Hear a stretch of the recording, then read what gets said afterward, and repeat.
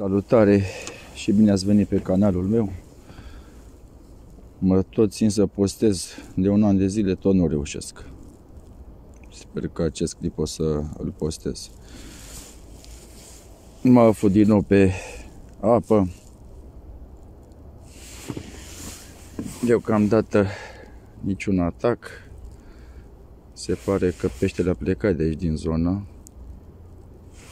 Nu mai este activ. S-a întărit puțin curentul. Poate am șanse să aduc ceva la poză.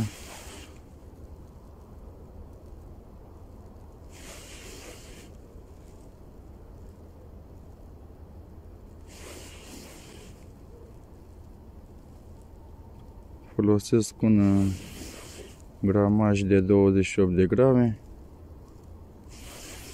Un fir textil de 0,12.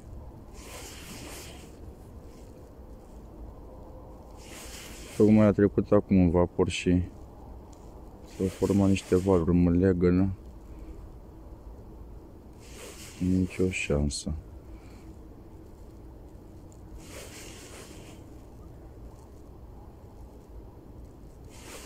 Dumneavoastră nu uitați să vă abonați, să dați un like, un share și așa mai departe. Folosesc un băț de la RTV.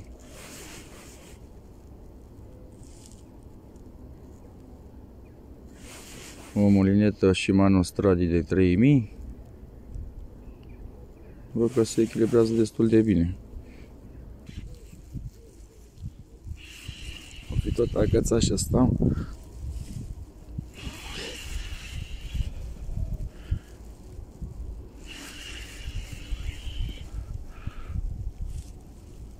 E agățat, uite. Vai pe sus. Ce, bă, nu vreau să mănânce, mănânc. Să pun cu burta pe ei.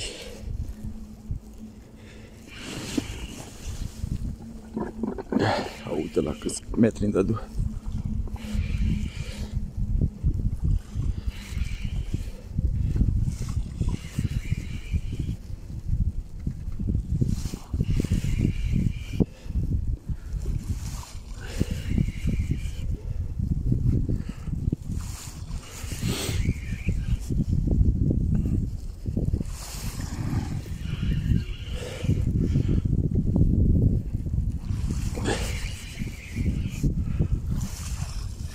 Șalupa.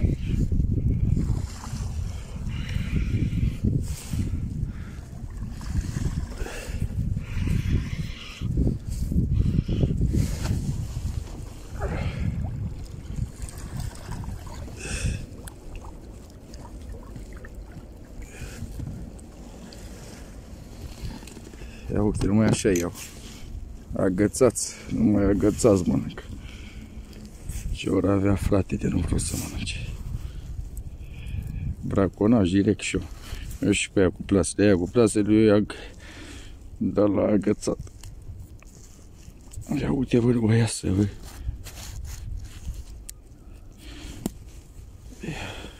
Asta moare. Nu-l opresc, ce să-i fac.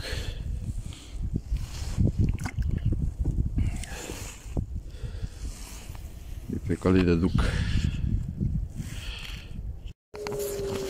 Când speriară ăștia peștele cu exercițiul lor.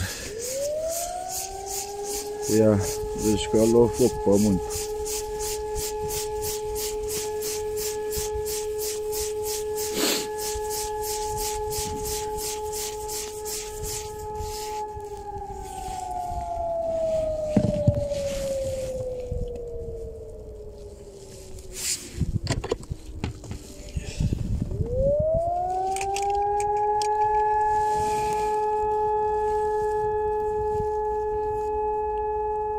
Mă, vine cu tremurul al mare.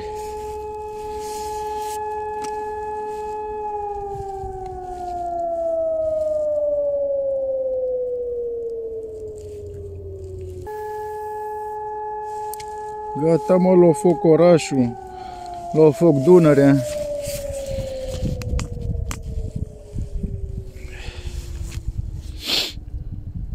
V-am zis că am luat ăștia locul plăsarii de pește.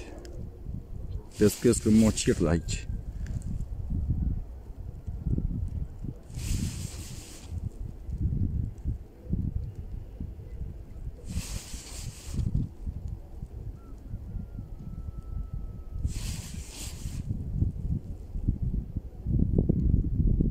Gata, tată, plăsarii pe gare plasată, e tot lui.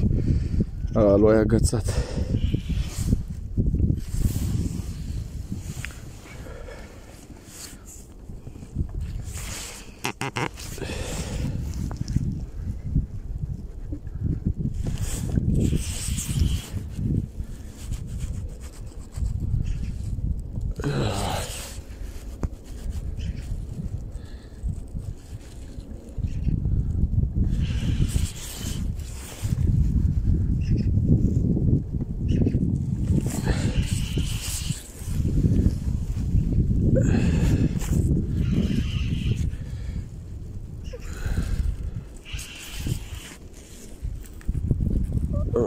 Ce greu vine de agățat.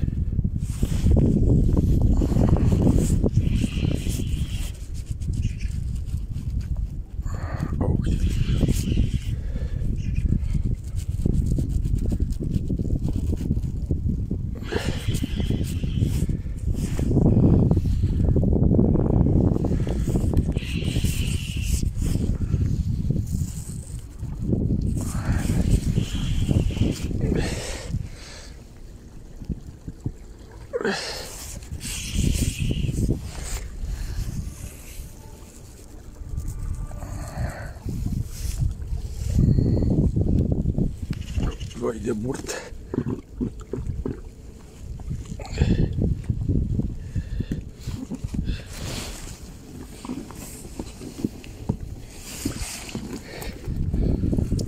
Ia uite acum vai de burt. Băgară asta. Plasa, măs.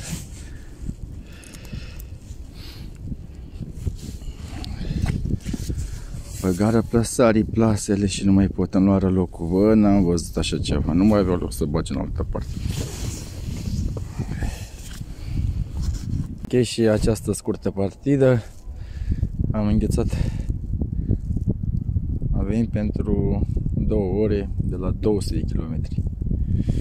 A fost o partidă foarte reușită. Multe atacuri, multe rateuri și capturi.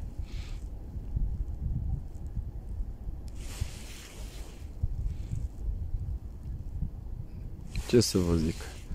Fire întinse tuturor și pe data viitoare.